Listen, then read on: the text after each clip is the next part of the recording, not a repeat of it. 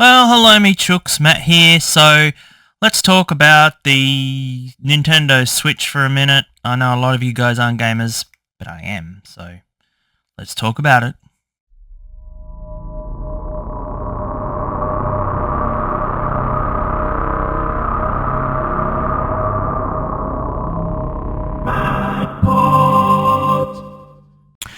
So, you know me, I'm a huge physical media fan, but I'm also a gamer.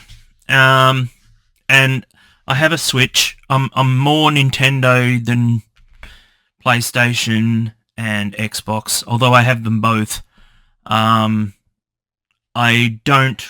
play more my Nintendo Switch. I've actually had 3 versions of the Nintendo Switch. The first one crumbled because it just literally, the heat from it literally made it crumble. The grills all went and everything, and then I gave it to my nephew to get rid of. And then I got a light, and I gave that to my other nephew.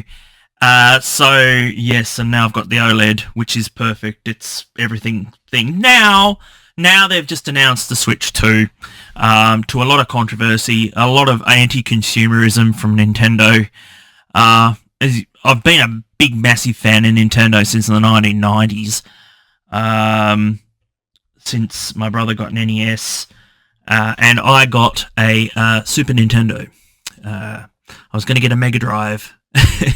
I think that's a Genesis for you guys, but in America. But I was going to get a Mega Drive, and then when they announced the Super Nintendo was coming out here in Australia, I was like, I'm getting one of them.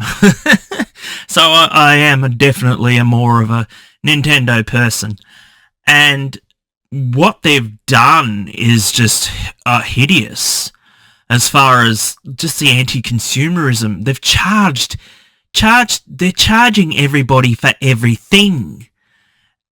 And it's just not right. It's, charging you for a game that, well, it's not even a game. It's a demo on how to use the Nintendo Switch 2.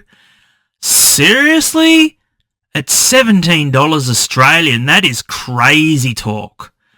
And it's just, they've obviously lost some money somewhere. I mean, they haven't updated. This is the Switch 1. It has taken them since 2017 to do a Switch 2. So it's a long time. And obviously, even though they've sold a lot, they've just really... They just took too long with announcing this Switch 2. I think if they'd done this 6 months ago, there'd have been less problems. But because of all the leaks, a lot of people were leaking the information about Switch 2, that they had to do something. So they released the information that, hey, in 2 months' time, we're going to have a Switch 2 Direct, And it was just like, calm down, and, save your money, because you'll bloody need it. And yeah, it's just a shame that I kind of noticed during the Direct that they had about a week and a half ago announcing this Switch 2 that Miyamoto wasn't present, and that the people that they had on there looked like they were drunks and didn't really have a clue what they were talking about. And so I was just like, gosh, go and have a shave, will you? And it looked like they just got off the sofa and they're like, oh, can you do this Direct for us? So yeah, but it's just extremely anti-consumer right now. And I understand my American friends are quite upset about the pricing. I understand that. That is just hideously insane. Even when you transfer the American dollars to how much they're paying over there to an Australian, we're still getting it cheaper. And I understand they're being fleeced. I don't know if you have that term over there, but you guys are being fleeced over there, just to let you know. And with all these other added, charges on everything, it's ridiculous. And they need to be told by the way that they did with the 3DS, and that nobody bought it. And they ended up having to put the price down so that people would actually buy the thing, and it did rocket after a while. I mean, but then you know they did the same mistake with the Wii U, and now they're telling consumers to, you know, if you can't afford a Switch 2, to buy a Switch 1. Where did we hear that before? And that's how I took it. I was the same with Xbox. I was Xbox 360 person, and then because of the Wii U, I didn't buy a Wii U till a bit later, until it was really, really cheap.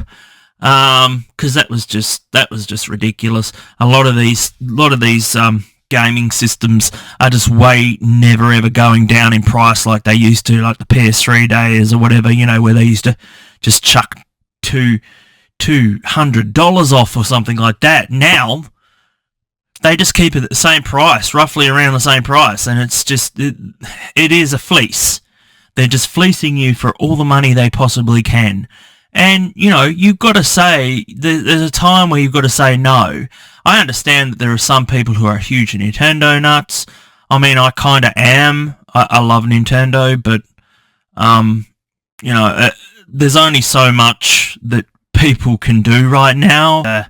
It's a really hard world at the moment to, you know, to afford these luxuries, and that's exactly what they are. They're luxuries. The only reason why I like Nintendo so much is the fact that they, even though they don't do adult type content as much, at least they're not preaching to you or anything. That's the main thing of why I've always liked Nintendo. They've just stuck to their guns, but this time around, I think they've gone way above what they should be doing, and they've gone way too anti-consumer. Anyway, that's my feelings on the situation. I know a lot of you guys aren't gamers, and I'm talking a lot of gobbledygook, so I get that, but I just wanted to talk about it. And if any of you guys are gamers out there, and you feel the same way as I do, that, you know, this is really, really anti-consumer, and that they should look at this worldwide to fix the situation, because they're not making any friends out of this. Please let me know in the comments down below if you agree with me, and if you would like to see more videos on gaming, let me know. But I'm a casual gamer, okay? So I'm not multiplayer gamer. I'm not on your freaking Fortnites and shit like that. I do have a life. I've got to try and keep some sort of life. So anyway, thank you all so much for listening. Who am I? I'm a Matt the Pot, and I'll see you next time.